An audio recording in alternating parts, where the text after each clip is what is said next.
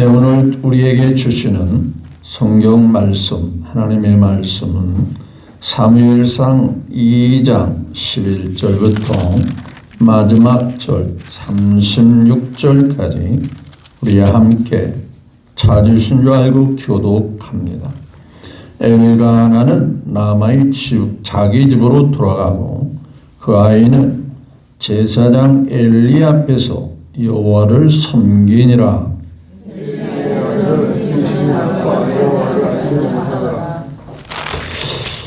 그 제사장들이 백성에게 행하는 관습은 이러하니 그 어떤 사람이 제사를 드리고 그 고기를 삶을 때에 제사장의 사환이 손에 3살 갈고리를 가지고 와서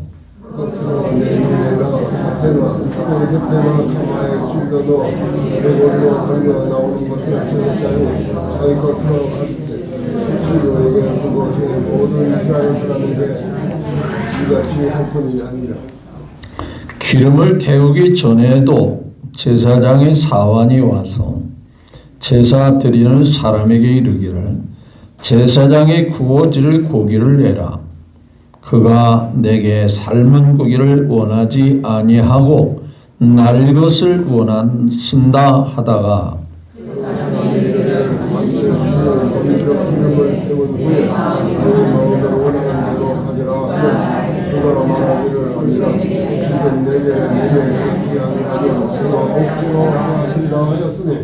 이 소년들의 죄가 여호와 앞에 심히 크면 그들이 여호와의 제사를 멸시함이었더라.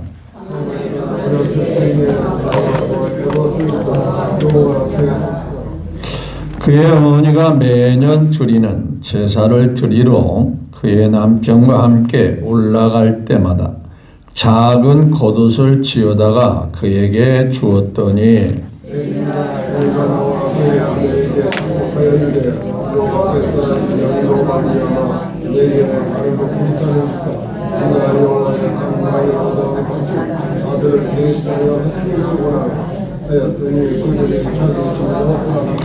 여호와께서 한나를 돌보시사 그로 하여금 임신하여 3아들과 2딸을 낳게 하셨고 아이 사무엘은 여호와 앞에서 자라니라.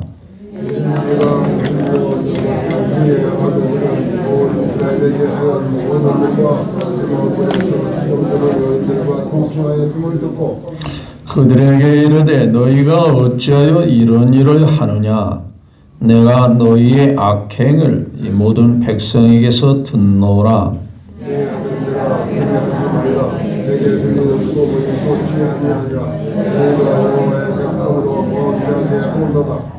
사람이 사람에게 범죄하면 하나님이 심판하려니와 만일 사람이 여호와께 범죄하면 누가 그를 위하여 간구하겠느냐 하되 그들이 자기 아버지의 말을 듣지 아니하였으니 이는 여호와께서 그들을 죽이기로 작듯하였음이라.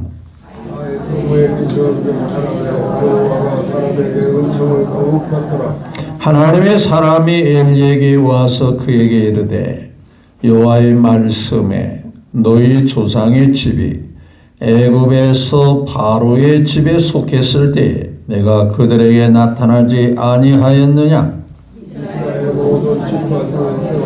내가 그를 택하여 내 군장으로 삼아 그가 내 제자로다 분양하며 내 앞에서 내 것을 이렇게 하지 아니하겠느냐.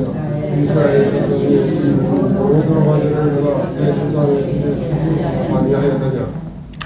너희는 어찌하여 내가 내 처소에서 명령한 내 제물과 예물을 밟으며 내 아들들을 나보다 더 중히 여겨 내 백성 이스라엘이 드리는 가장 좋은 것으로 너희들을 살찌게 하느냐. 내가 내 집과 내 주상의 집이 내 앞에 영원히 아니라 하였으나 이제 내가 여호와가 말하노니 결단코 그렇게 하지 아니하리라. 나를 존중히 여기는 자를 내가 존중히 여기고 나를 멸시하는 자를 내가 분명하리라.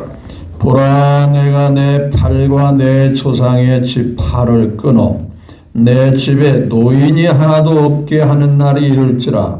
이스라엘의 모든 공을 내게 주시며 너는 내 조상의 팔을 끊을 것이요 내 영원토록 노인이 없을 것이며 내 제단에서 내가 끊어버리지 아니할 내 사람이 내 눈을 쇠잔하게 하고 내 마음을 슬프게 할 것이요 내 집에서 출산되는 모든 자가 젊어서 죽으리라.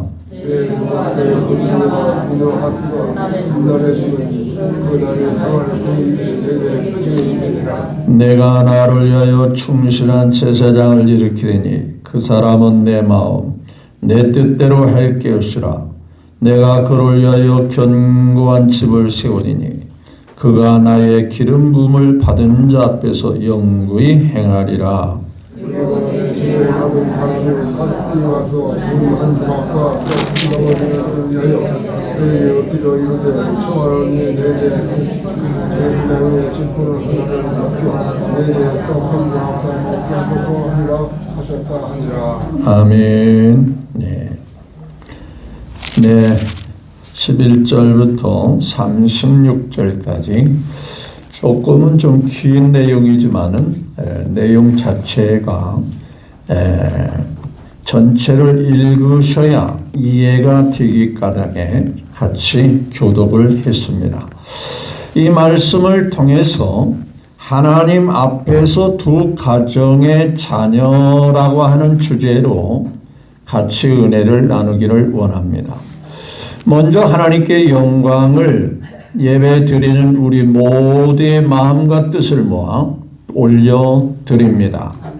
또한 새로운 5월달 벌써 3일이 지나기는 했지만 그래도 첫 번째 주일이기 까닭에 첫 번째 주일을 맞이하였기 까닭에 여러분의 가정과 삶이 5월 한 달도 무탈하시고 평안하시고 행복하시고 좋은 일이 많이 주님으로 말미암아 있으시기를 축복합니다.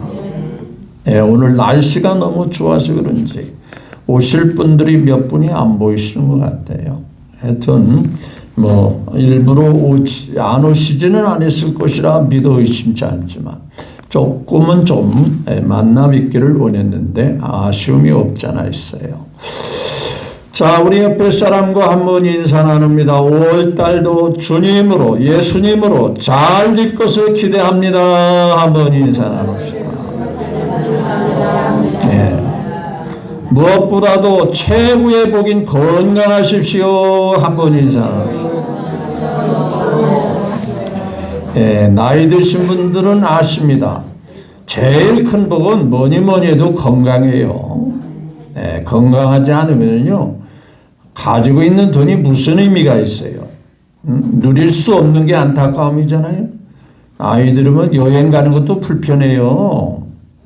어디 가서 여행사 따라가도요 그 젊은 사람들 막 시간적도 따라가는 것도 나이 드신 분은 힘들어요. 먹는 것도 맛도 제대로 못 느껴요. 그러니까 건강이 제일 큰 복이다. 그렇죠? 늘 얘기하지만 9988 하십시오. 한번 다시 인사해봐요. 무슨 의미라고 그랬죠? 99세까지 뭐 해라고? 88 하시라고. 네, 그것이 여러분들의 가정마다 금덩어리가 있기를 원합니다. 그런 기도 저 안 해요. 여러분의 가정에 다 건강하기를 저는 기도합니다. 건강해야 웃음꽃이 피지 않겠어요? 가정에 한 분이라도 아프신 분이 있으면 온통 신경 쓸 일이 생기잖아요. 네, 아무쪼록 5월 한 달도 평안하시고 형통하기를 바랍니다. 5월달 첫 번째 주일, 두 번째 주일은 의무적으로 첫째 주일은 어린이 주일로 지키고 두 번째 주일은 어버이 주일로 교회 절기로 이렇게 정해졌어요. 오늘 세 번째 주일은 스승의 주일이 되기도 하고 그긴 한데 첫 번째 주일과 두 번째 주일은 어린이 주일, 어버이 주일로 보내는데 오늘 이 말씀을 준비하면서 여러 모양으로 좀 갈등이 있는 것은 과연 우리 성도들 가운데는 자녀들을 키우는 분이 과연 몇이나 될까라는 생각을 해보죠. 왜? 다 자녀들이 성년이 되고 또 그 자녀들이 또 자녀를 키우는 그들에게 해당되는 말씀일 텐데라는 생각이 들어요. 하지만 첫째는 우리가 다 키운 자녀들이지만 그래도 손주들에게 할 수 있는 일이 있잖아요. 기도할 수 있는 일. 만나면 하나님 잘 믿고 하나님 앞에 너 복 받아라. 그런 얘기는 해줄 수 있지 않겠어요? 친손자 손녀가 됐든 외손자 외손녀가 됐든 어쨌든 간에 우리를 통해서 이어져가는 자손들을 말이죠. 하나님 앞에 잘 되기를 바라면 아멘. 따라서 그들을 위해서라도 오늘 하나님의 말씀을 꼭 드려야 되겠다라는 말씀을 생각해 보았습니다. 두 번째는요, 우리의 마음이 나이에 상관없이 어린아이 같은 마음이 돼야 돼요. 어린아이 같이. 성경이 그랬잖아요. 너희가 어린아이 같이 되지 아니하면 결단코 천국에 못 들어간다. 이 말은 뭐예요? 마음이 어른이네 하고 교만하지 말고 순수한 마음, 때묻지 않은 마음, 순수하게 받아들이는 마음, 수용하는 마음, 이런 마음을 주님 앞에 늘 갖고 살아라 그 말이에요. 나이 들었으니 나 할 거 다 알아. 내가 할 것 다 해봤어. 들을 것도 없네. 교만한 마음이죠. 교만한 마음, 강팍한 마음이에요. 지난번에도 얘기했습니다마는 밭은 4가지 밭이 있는데 길가와 같은 밭은 아무리 씨를 뿌려도 씨가 뿌리를 내릴 수가 없어요. 딱딱하니까요. 단단하니까요. 차가 워낙 많이 다녔기 때문에 거기다가 씨 뿌려봐도 아무 상관없어요. 이런 땅을 가리켜도 교만한 마음, 강팍함, 다른 사람의 말을 전혀 안 들으려고 하는 마음, 이런 마음이에요. 두 번째 마음은 돌박 같은 마음이라고 그랬잖아요. 흙은 있어 보이는데 깊지를 못해요. 금방 시들어 버려요. 햇볕에 의해서 뜨거운 뙤약볕에 금방 습기가 없어서 말라지고요. 세 번째 밭은 가시떨기와 같은 밭이고요. 네 번째 땅이 제일 좋은 땅, 좋은 밭인데 좋은 옥토지요. 씨를 뿌리면 잘 받아들이는, 잘 뿌리가 내려지는 그런 땅에서 자라는 식물은 30배, 60배, 100배의 결실을 맺게 된다라고 말하죠. 예수님께서 이 말씀을 하시는 이유가 뭐예요?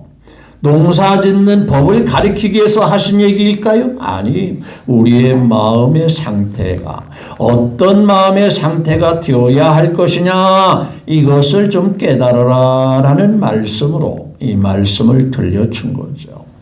따라서 오늘 우리가 하나님의 말씀을 들을 때에 다소곳이 어린아이같이 좋은 땅과 같이 길가와 같은 땅이 아니고 좋은 땅, 손질을 위해서 아주 부드럽게, 그래서 씨를 뿌려도 금세 잘 날 수 있는 그런 마음의 땅, 그런 자세. 그래서 어린아이 같은 마음으로 하나님의 말씀을 받으라라고 말씀하고 있는 거예요. 자, 오늘 본문 말씀을 보면 두 가정이 서로 비교하면서 나오죠. 자, 1장부터 읽어야 조금 더 이해가 쉬울 것인데 시간이 없어서 1장은 대충 제가 설명을 좀 드리겠습니다. 한 가정이 있었어요. 근데 그 당시의 상황으로 볼 때 한 남편에게 두 아내가 있었어요. 두 아내 중에 첫 번째 아내는 자식을 잘 낳아요. 그런데 남편은 두 번째 아내를 더 아끼고 사랑하는데 문제는 자식을 못 낳아요. 그러니까 자식을 낳는 그 동서가 자식 못 낳은 그 동서에를 구박을 주는 거예요. 너는 자식도 못 나면서 왜 여기 있냐 하면서 보이지 않게 계속 남편이 안 보이는 자리에서 계속 동서끼리 싸우고 다투고 말이죠. 구박을 주고 무시하고 그런단 말이에요. 옛날에 그런 가정들이 있지 않았어요? 우리 어렸을 때도 보면 심심치 않게 그런 가정이 있었던 걸로 기억이 납니다. 그러니 이 두 번째 동서인 이 한나는 억울합니다. 속상합니다. 그런데 이 일이 왜 그런가 봤더니 하나님께서 그렇게 하셨다라고 말씀하고 있어요. 하나님이 성태치 못하게 하였다. 우리 한번 1장에서 한번 같이 볼까요? 자, 1장 5절을 한번 같이 볼까요? 1장 5절을 1장 5절. 자, 시작. 한나에게 갑절을 주니 이는 그를 사랑함이라. 남편이 그를 사랑해서 육신적인 거, 먹을 것 같은 것은 그 첫 번째 아내보다 더 많이 챙겨줬다. 너는 자식을 못 낳으니까 내가 더 사랑한다는 표현을 자꾸 보여주는 거죠. 갑절을 주니 이는 그를 사랑함이라. 그러나 누가 그렇게 했죠? 여호와께서 그에게 뭐예요? 임신하지 못하게 하시니. 그렇죠. 자, 그래서 6절에 보니까 여호와께서 그에게 임신하지 못하게 하심으로 그의 적수인 동서인 분인 나가 그를 뭐예요? 심히 격분하게요 괴롭게 하더라. 무시하고. 넌 자식도 못 낳는 주제에 말이야. 그러니까 남편이 그를 챙기고 사랑할수록 그 동서는 반발심에 의해서 그 동서를 더 구박을 주는 거예요. 억울하고 속상하죠. 그런 상황에서 두 가지 방법이 있어요. 짐을 뛰쳐나가는 방법이 있어요. 만사가 싫다. 이런 분위기에서 내가 어떻게 사냐? 인간적인 방법을 취할 수 있는 선택이 있어요. 그런 상황에서 더 이상 남편이 무슨 소용이 있어? 나 혼자 자유롭게 살 거야 하고 인간적인 생각과 방법으로 뛰쳐나갈 수가 있고, 두 번째 방법은 정말 중요한 방법인데 이런 문제를 해결할 수 있는 분은 누구밖에 없다? 하나님밖에 없다. 그렇죠? 여러분, 이런 선택이 중요한 것은 우리에게도 정말 순간순간 인간적인 선택을 해야 되는지 아니면 하나님 앞에 믿음의 그 길을 선택해야 되는지 하는 상황들이 순간순간 올 수 있다는 사실인 거예요. 자, 이 한나는 뭐예요? 하나님 앞에 간절히 기도하죠. 자, 그럼 보세요.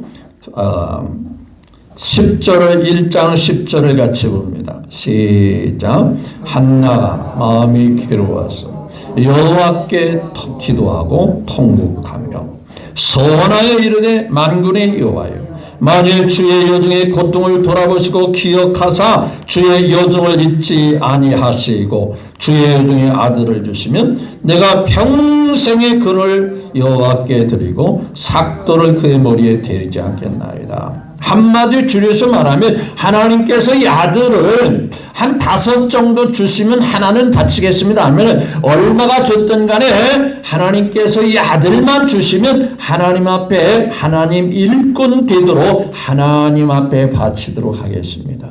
하나님께 바친다고 해서 자기 자식이 안 된다는 것이 아니라 하나님의 일꾼으로 쓰임받게 되기를 원합니다. 그렇게 기도합니다. 얼마나 간절히 기도했냐면요, 깊이 기도하보니까 12절 13절을 다시 볼까요? 시작. 오래 기도하는 동안 엘리가 그 입을 주목한지 한나가 속으로 말하며 입술만 움직이고 음성은 들리지 않아. 영적으로 심취해서 입술을 움직이는 것 같은데 조는 건가 봤더니 계속 기도하고 있더라. 오래 기도했다. 근데 당시 엘리라고 하는 제사장이 지금으로 말하면 목사님 같은 분이 딱 보니까 이게 기도하는 것 같기도 하고 안 하는 것 같기도 하고, 그 뭔가 입술만 움직이는 것 같은데 이 정신 나간 여자 아니야? 맛이 간 여자 아니야? 취한 여자는 아닌가라고 그렇게 착각할 정도예요. 근데 이 엘리 제사장도 요즘으로는 목사님도 약간 영적인 분별력이 없는 거예요. 그 뒤에 있는 말씀을 설명하기 위해서 제가 미리 말씀을 드리는 거예요.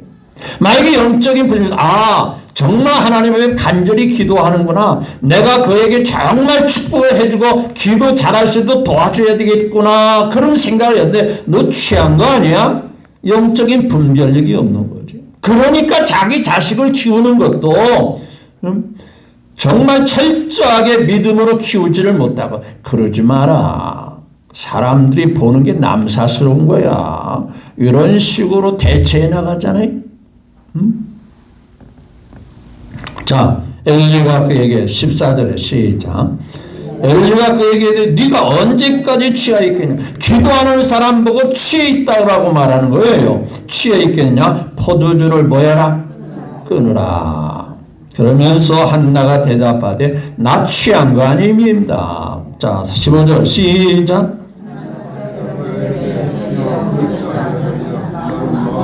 마음이 슬픈 여자라 포도주나 독주를 마신 것 요 앞에 내 마음은 뭐예요? 그러니까 이 문제, 이 어려움을, 이 원통하고 속상한 것을 뭘로 해결하기를 원했다?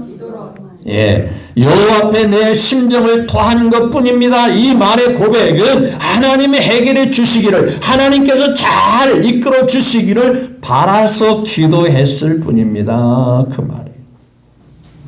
기억하십시오. 여러분들에게 어려움이 있다면 인간적인 방법으로 헤쳐나가기를 원하십니까? 여러분들이 믿고 여러분들이 정말 삶을 그 하나님이 해결해 주실 것을 믿고 하나님을 의지하며 기도하시면서 사시기를 원하십니까? 모두가 다 후자를 선택할 수 있게 되기를 예수님의 이름으로 축복합니다. 구하라 주시리라, 찾으면 찾으리라, 두드리면 열리라 약속하셨어요. 어느 신이, 어느 우상이 그런 약속을 우리에게 해준 적이 있습니까? 하나님만이, 살아계신 하나님만이, 전능하신 하나님만이, 모든 것을 할 수 있는 그분만이 이런 약속을 우리에게 하신 거예요. 그런 하나님을 놔도 인간적인 방법을 선택한다? 그건 믿음 생활을 제대로 못하기 때문에 그런 거예요. 하나님을 제대로 모르니까 그런 생각을 갖게 되는 거거든요. 하나님 앞에 간절히 기도했습니다. 자, 그랬더니 19절 1장 19절 시작. 네, 아침 일찍 일어나 여호와 앞에 경배하고 돌아가 라마의 자기 집으로 이르니라. 엘가나가 그의 아내 한나와 동침해 여호와께서 뭐라 했죠? 그를 생각하시니라. 드디어 20절에 뭐라고 그랬어요? 한나가 뭐하고? 자식을 낳을 수 없는 그런 상황, 그런 문제, 그런 어려움을 누가 해결해 주셨다지요? 하나님이 해결해 주셨습니다. 이렇게 우리가 믿는 하나님은 귀하신 하나님입니다. 참 좋으신 하나님입니다. 좋으신 하나님, 좋으신 하나님, 참 좋으신 나의 하나님. 믿으시면 아멘. 이런 하나님을 놔두고 이런 하나님을 제쳐놓고 뭘 어떻게 하겠다는 얘기예요. 자식을 낳고 안 낳고 하는 게 이게 쉬운 문제예요? 그런데 하나님께 기도했더니 하나님이 인간으로 할 수 없는 일을 하나님이 하신다는 거예요. 분명히 하나님께서 그를 생각하신지라. 그 저녁에 20절에 임신했다. 그래서 결국은 아들을 낳았대요, 안 낳았대요? 자, 20절에 이름에 10달이 돼서 때가 이름에 아들을 낳아 뭐라 했죠? 예, 사무엘이라 하였더니 이는 그가 여호와께 그를 기도함으로 낳은 자식이었다라고 말해요. 자, 그러면 이제 다시 이 아이가 어느 정도 클 때에 11절을 다시 오늘 다시 볼까요? 자, 11절. 2장으로 건너와서 11장. 엘가나는 이제 라마의 자기 집으로 돌아가고 그 아이, 그 이름이 누구라고 했죠? 사무엘이라고 그랬죠? 이 아이는 제사장 뭐예요? 자, 젖될 때쯤 됐으니, 젖될 때쯤 됐으면 언제쯤일까요? 한 1년 되나? 2년쯤 될까요? 뭐 3년 정도 전 먹이나요? 나 아기를 젖을 안 먹여서 잘 몰라서 물어보는 거예요. 언제까지? 한 뭐 2년, 3년 정도 해야 되나요? 뭐 많이 먹는 아이는 뭐 몇 살까지도 먹는다고 하더라고요. 자, 보세요. 자, 1장 24절 다시 볼까요? 1장 24절 시작. 젖을 뗀 후에 그를 데리고 올라갈새 세수와 세마리와 밀가루 하늘을 한 가죽부대를 가지고 실로 여 앞에 나아간데 아이가 뭐라 했죠? 어리더라. 젖될 때 지금 어리더라. 요즘 말로 말하면 눈에 넣어도 아프지 않을 정도로 얼마나 어렵게 낳은 아들이잖아요. 구박받으면서 얻은 아들이잖아요. 떨어지고 싶겠어요? 옆에 끼고 살고 싶잖아요. 요즘 애견도 귀할 때 막 끼고 다니잖아요. 막 끼고 막 안고 그러잖아요. 그거 뭐 사랑하고 좋은 거니까 좋은 거죠.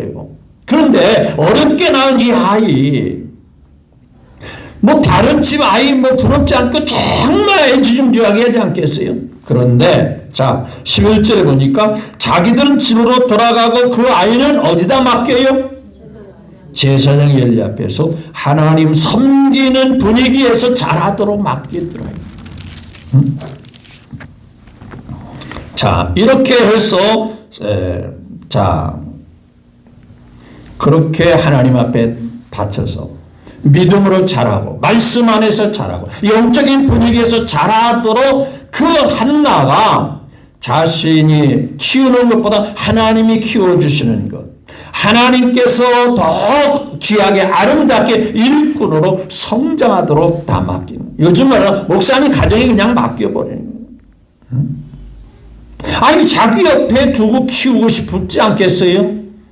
근데 그거 백날 해도 하나님이 키워주시는 것이 복이다. 하나님이 키워줘야 잘 자라고 이 훌륭한 일꾼이 된다. 그 믿음이 있는 거예요.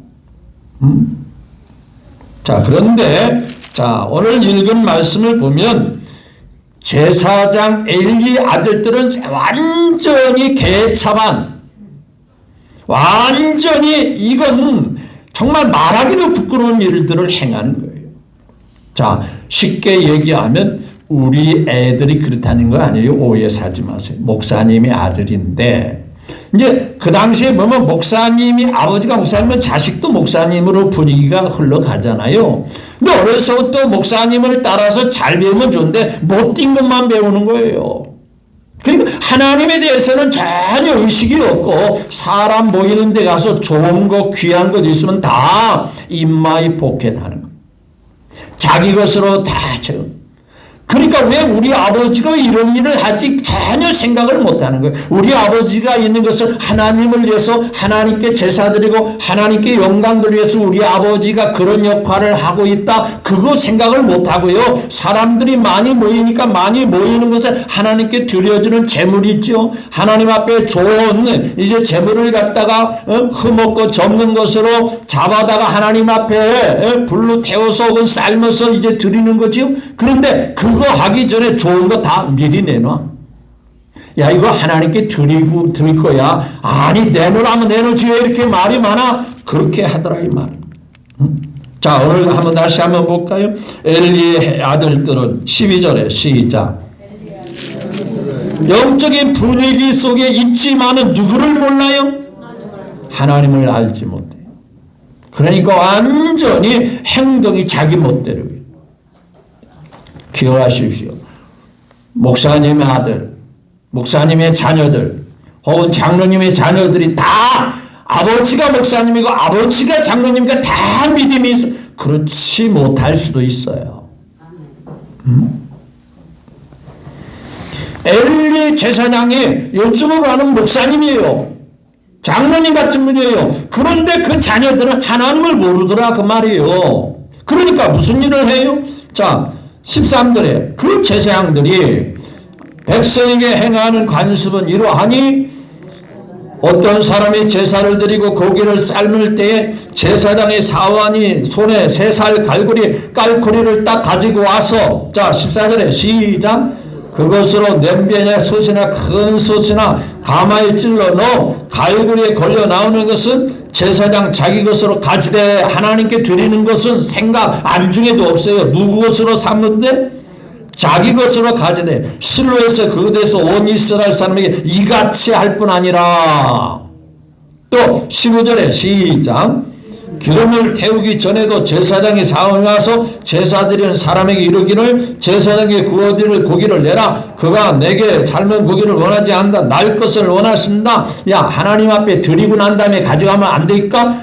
뭔 소리 하는 거예요. 지금 당장 내놔. 그러는 거예요. 억지로. 자 16절에 그 사람이 이르기를 반드시 뭐예요? 먼저 기름을 태운 후에 내 마음에 원한 대로 가지라 하면 즉 하나님께 드리고 난 다음에 가지라고 하면 그가 말하기를 뭐라 했죠? 아니라 지금 내게 내라. 지금 당장 내놔라. 그렇지 않으면 내가 억지로 빼앗으라 하였으니 그러한 모든 일련의 행동이 17절에 시작 이 소년들의 죄가 뭐예요? 여호와 앞에서 심히 금은 그들이 하나님께 드리는 제사를 뭐하였습니다? 멸시하였습니다. 그런데 18절에 그런 분위기 속에서도 자 18절에 사무엘은 뭐예요? 어렸을 때부터 세마포에서 애불고 여호와 앞에서 뭐 했더라? 하나님을 잘 섬기는 영적인 분위기에서 잘 자라고 있어요. 그러니까 한쪽의 아이들은 완전히 불황아같이 아주 못된 행실로서 자라고 있고 한 사람의 사무엘은 아주 믿음 안에서 아름답게 귀하게 자라고 있는 거예요. 그렇죠? 그랬더니 자 한나에 대해서 다시 돌아가서 말합니다. 자식을 드렸더니 나는 이제 자식이 없어 외로워서 어떻게 살지? 그랬어요? 하나님께서 그렇게 했더니 두 번째 자식, 세 번째 그동안에는 자식을 하나도 못 낳아줘서는 구박받고 힘들었잖아요. 그런데 21절에 보니까 자 그렇게 아들을 하나님 앞에 내놨더니 하나님은 그를 외롭게 하지 않았어요. 자 21절에 시작 여호와께 한나를 돌아보사 그로 하여금 임신하여 세 아들과 두 딸을 낳게 하셨고 아이 사무엘은 여호와 앞에서 뭐라 했어요? 자라니라. 그러니까 사무엘을 포함하여 세 아들과 그 뒤에 또 누구를 낳았어요? 딸 둘을 낳았어요. 아니 이렇게 자식을 못 낳아줘서는 그렇게 힘들었던 이 한나가 누가 역사하니까 잘 돼요? 하나님이 도와주시니까. 하나님께서 복을 주시니까 안 되는 것도 되더라 하는 얘기예요. 그렇죠? 그가 자식을 잘 낳을 수 있으면 그 동서한테 그렇게 원통하고 속상하고 괴로울 정도로 구박받았겠어요? 그런데 그러한 모든 상황들을 하나님 앞에 맡기고 의지하고 기도했더니 하나님이 해결해 주시더라. 그리고 그 귀한 자식을 애지중지하게 여겨도 모자랄 판에 그 자식을 정말 하나님을 위해서 내려놨더니 하나님이 두 번째 아이, 세 번째 아들을 더 주시고 딸도 둘을 더 주시고 맞지요? 하나님은요 절대 손해보게 하지 않습니다. 반드시 역사하시는 참 좋으신 하나님이심을 믿으시면 아멘. 그런 하나님이십니다. 자 그러면 이제 자 보세요. 자 22절에 매우 엘리 제사장 요즘은 목사님이 나이가 들었어요. 분별력이 떨어져요. 자 22절에 시작 엘리가 매우 늙었더니 그의 아들들이 자 아버지 뒤를 이어서 그 자리를 이어받게 되는데 아들들이 온 이스라엘 행한 모든 일과 회막에서 수중들은 여인들과 뭐라 했죠? 요즘으로 말하면 목사님의 아들이 하나님을 모르니까 믿음이 없으니까 교회에 나오는 자매들하고 성추행하고 성폭행을 하고 다니고 그런 못된 짓을 하고 다닌다고 말이에요. 모든 목사님이 다 훌륭하고 귀하지만은 그 중에는 그런 못된 그런 자녀가 있더라 하는 얘기예요. 그러니까 그세요. 자 23절에 시작. 그들에게 이르되 너희가 어찌 이런 일을 하냐. 내가 너희 악행을 모든 백성에게 그 아버지는 전혀 그것도 모르고 사람들을 통해서 기동량으로 듣고 있는 거예요. 그러니까 불러놓고 고작 한다는 게 뭐라고 그랬어요? 24절에 시작. 내 아들아 그리하지 마라. 내게 들리는 소문이 뭐라? 너희들이 그런 일을 해서 당장 호통을 치고 당장 정말 하나님 앞에 부끄러워가지고서나 자리를 그 일을 못하게 해야 되는데 야 내가 듣는 뭐가 좀 안 좋다? 소문이 안 좋아. 그거 좀 안 듣게 하면 안 되겠니? 그러니까 엘리 제사장도 영적으로 분별력이 떨어지는 거예요. 정말 확고하고 단이라도 아들이라도 잘못하면 단호하게 구중을 하든지 그 자리에서 그 일을 못하게 내려오게 해야 되는 거 아니에요. 소문이 안 좋다. 그러면서 자 25절에 시작. 사람이 사람에게 범죄하면 하나님이 심판. 만일 사람이 하나님께 하나님 앞에서 해야 할 일을 본면 누가 그를 위해 강요하되 그들이 자기 아버지의 말을 뭐라 했어요? 듣지 아니하였으니 이는 여호와께서 그들을 뭐라 했죠? 죽이리라. 그래 하도 안 하고 강팍하니까 그래 아버지가 더 이상 손댈 수 없으니까 하나님이 직접 손대겠다고 말. 얼마나 안타깝고 비참한 일이에요. 그런데 하나님은 자 26절에 비교하고 나와 있죠. 두 가정의 아이를 지금 비교하고 있잖아요. 그럼 이의 아이 누구는? 자 26절 시작. 점점 자라매 사람에게 은총을 하나님과 사람에게 더욱더 하나님 앞에 믿음으로 잘 자라니까 하나님도 그를 귀하게 여기고 사람들도 그를 아주 귀하게 여겨주더라고요. 자 그러면서 자 하나님께서 그 가정을 엘리 가정을 책망하는 내용이 27절부터 쭉 나옵니다. 자 29절 다 읽을 수 없으니 29절 시작. 너희를 어찌하여 내가 내 저수에 명령한 내 예물과 재물과 예물을 밟으며 내 아들들을 뭐라 했죠? 나보다도 귀중히 여겨 내 백성 이스라엘이 드리는 가장 중에서 너희들을 뭐냐? 하나님의 이름 직분을 빙자해서 자기 배 채우고 자기 뜻을 이루고 너희들 그 악한 거야. 내가 귀중한 직분을 잘 감당하라 했더니 너희 배나 채우고 너희 유익이나 꾀하고 있으니 이거 악한 거야. 그런 거예요. 자 그러면서 이제 중요한 말씀이 30절에 나옵니다. 그러므로 이스라엘 하나님 나 여호와가 말하노라. 내가 전에 내 집과 내 조상의 집이 내 앞에서 내가 복을 줘서 영영이 행하리라 하였으나 약속했지만 지금 보니까 싹수가 벌써 틀렸어. 더 이상 내가 복을 더 이상 내릴 수 없는 상황이 됐어. 이제 뭐라 했어요? 이제 나 여호와가 말하노라. 결단코 뭐라 했어요? 하나님이 축복하기로 약속했음에서도 불구하고 그렇지 못하니까 복을 받을 수 없는 상황에 가니까 하나님도 그 복을 더 이상 주겠대요? 안 주겠대요? 안 주겠다. 결단코 그렇게 하지 아니라. 그러면서 중요한 말씀이에요. 자 한번 다시 읽습니다. 나를 존중히 여기는 자 시작. 존중히 여기는 자를 내가 존중히 여기고 나를 멸시하는 자를 내가 뭐라 했죠? 자 여기서 나가 누구요? 하나님이 말씀하셔요. 하나님을 존중히 여기는 자를 하나님이 존중히 여겨주시고 물어봅니다. 하나님 존중히 여기신가요? 하나님을 최고로 귀하신 분으로 여기시나요? 그러면 하나님도 여러분을 귀하게 여기십니다. 그렇죠? 근데 여기 반대로 하나님을 멸시하는 자는 누구도 멸시한다? 그러면 누가 손해볼 것 같아요? 우리가 말할 것 없이 훨씬이 아니라 정말 고통스러운 거죠. 하나님 무시하고 하나님 멸시하고 하나님 우습게 생각하면 하나님도 너희까지 거 별거 아니야. 내가 자 비유로 말씀드리면요. 옛날 어릴 때 시골에서 연을 막 날립니다. 바람 부는 날. 연이 막 자기가 신나가지고 막 하늘 위에 막 올라가는 좀 높이 막 나릅니다. 막 신바람 나가지고 좌우로 흔들면서 막 나릅니다. 못 끊어지니까 확광입니까? 실이지 끈입니까요? 목실이 딱 끊어지면 그 연은 뭐예요?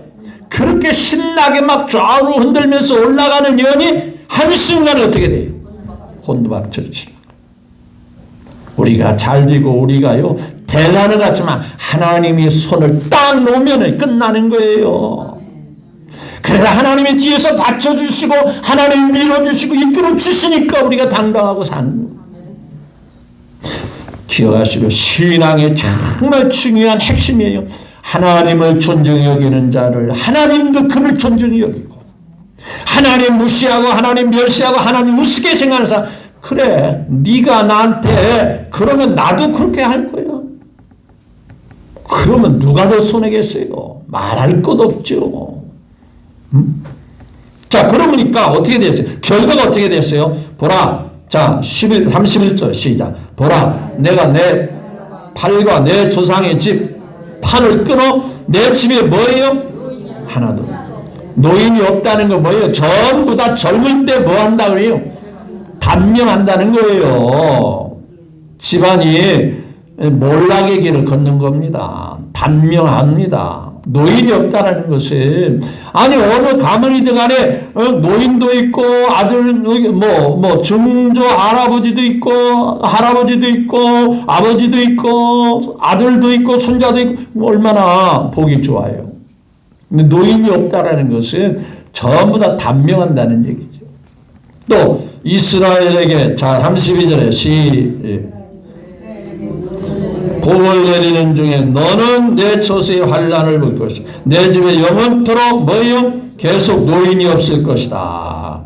복을 내리는 중에 내 조세의 환난을 다른 사람은 복받는데 내 집은 환난을 당하고 자 또 33절에 시작 내 제단에서 내가 끊어버리지 아니할 내 사람이 내 눈을 뭐예요?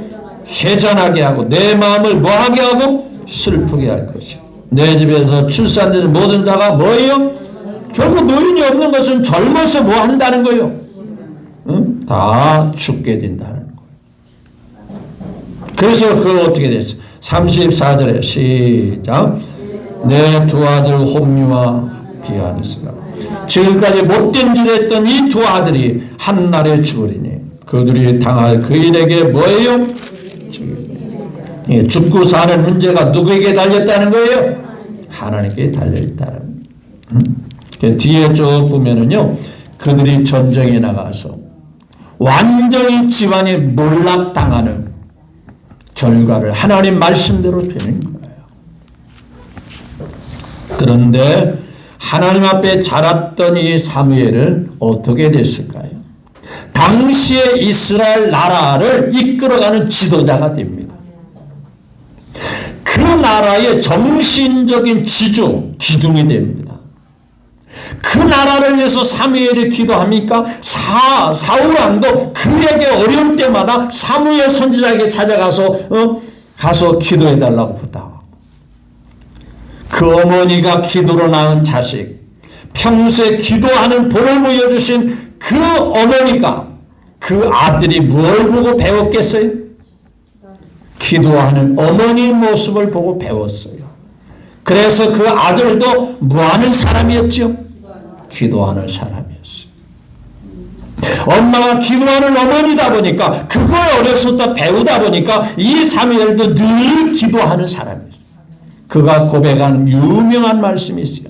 나는 기도하는 쉬는 죄를 결코 범하지 아니하리라. 그러니까 기도를 포기하는 것은 절대로 이것은 하나님 앞에 죄 짓는 것이라고 생각할 정도로 기도를 귀하게 여겼다. 귀하게 여기지 않았다? 늘 기하게 했다. 그래서 아예 사무엘이 있는 그 지역은요, 영적으로 분위기가 영의 능력의 구름이 꽉 돼가지고요, 이 사울 같은 강팍한 사람이 거기 갔더니 완전 영적으로 완전히 뒤집어지구만. 엄청난 영적인 거성이 되었습니다.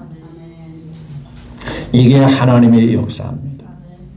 자, 이제 결론으로 결론을 내리겠습니다. 두 가정입니다. 한나의 가정은 믿음으로 자라기를 원했고, 믿음으로 키워지기를 바랐고, 믿음 안에서 하나님 앞에 일꾼 되기를 바랐습니다. 그랬더니 귀한 일꾼이 되었습니다. 그의 믿음을 무시하고 자녀들을 교육할 때 그러지 마라. 나 듣는 소문이 안 좋아. 강하게 깨우치거나 호통을 치거나 그거에 대해서 수정하려고 하지 않고, 야, 듣는 소문이 안 좋으니까 그러지 마라. 그런 식으로 대책을 세워나갈 때에 그 가정은 몰락의 길로 가고 말더라는 거예요. 답은 나와 있습니다. 우리의 가정이, 우리의 자손들이 믿음의 길을 따라서, 하나님의 기뻐하시는 은혜의 그 길을 따라서 여러분의 자손들이 주님이 오실 때까지 하나님 앞에 복이 넘치고 사랑이 넘치고 은혜가 넘치고 형통함이 있는 여러분의 가문들이, 여러분의 가정들이 다 되시기를 예수님의 이름으로 축복합니다.